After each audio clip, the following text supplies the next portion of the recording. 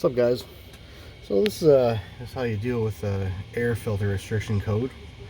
You might get that on your dash, and we're gonna go check that out. This truck is fairly new, but we'll see what's causing it. First thing to check would be pretty obvious. That's our air filter, and this one looks fairly new, so I would suspect that to be good. Next would be our air filter minder, little guy right here, also known as an air restriction gauge or air filter minder. Just make sure it's not at the red. And this guy here will short out and then send the signal back to the body controller. So that's looking good. There's no corrosion in that connector. Make sure you can press it, it doesn't pop back. That's good. So next we'll be doing is checking the body controller, seeing what it's reading for signal. Now if you don't have DLB or a program to check for what the body BCM is seeing, what you could do is test for continuity in here to see if this is shorted out when this is pressed. If that's the case, then this is faulty. You're going to receive a ghost voltage on one of these pins. I'm not sure which one, and the other one will send the reading right back to the BCM when this thing is plugged, or when it's shorted.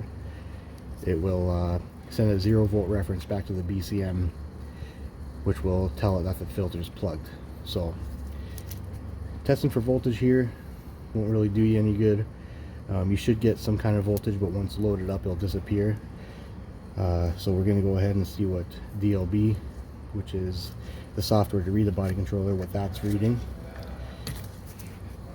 But pretty much a safe stay would be if your filter's good, this is good, this isn't shorted, to replace this guy without doing much diagnostics into the wiring here. I mean, you could inspect the cable the best as you can, but yeah, high chances this thing will be bad. But we'll go see what the body controller is reading, seeing as everything's testing out or looking good here. I got DLB hooked up here, and we are in the J5 connector, and you can see that we are getting a signal for the air filter minder that it is receiving the 0-volt reference, which is kicking the light on.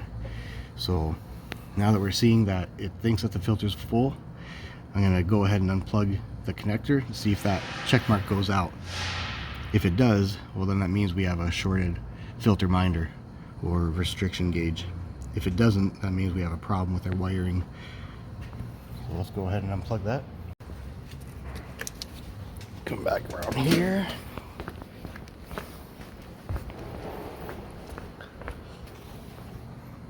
And as you can see, our check mark is out. So that's indicating that that filter minder is shorted.